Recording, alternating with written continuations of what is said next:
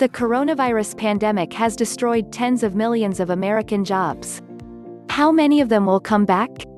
That might be one of the most pressing questions of the COVID-19 recession. Arguably, no other downturn has threatened to leave American life so unrecognizable. What will the labor market look like in 6 months? Or 10 years?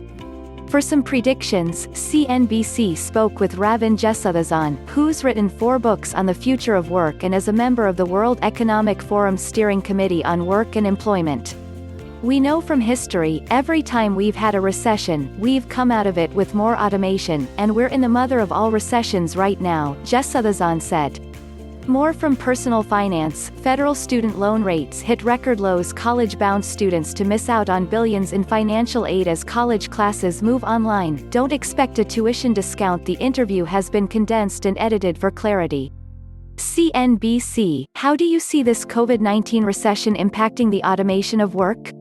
Ravin Jesuthasan, many companies are applying automation in an accelerated fashion as they look to deal with some of the cost issues of this pandemic. And so much work now needs to be done with social distancing, without contact, so we're seeing the use of artificial intelligence and robotics to take on what might have been done by humans. As one CEO said to me, the machine doesn't fall ill.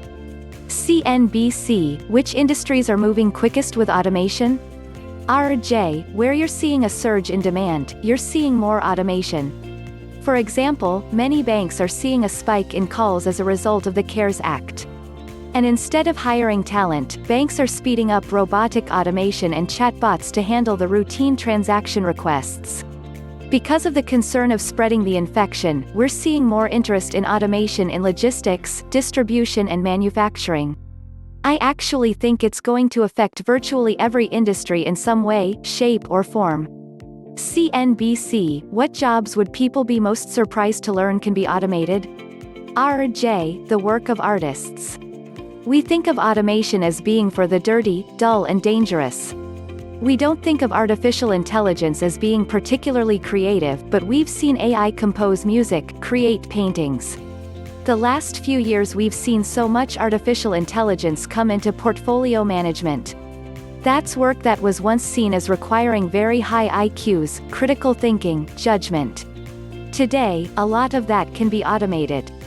CNBC, is there a way a person can learn how likely it is that their job could be automated? And if they think they're at risk, what can they do? RJ, some organizations are asking their employees, can automation do parts of your job better than you can? And promising them that they will be reskilled for a job elsewhere in the company. It's essential that employees continuously reevaluate and question their jobs.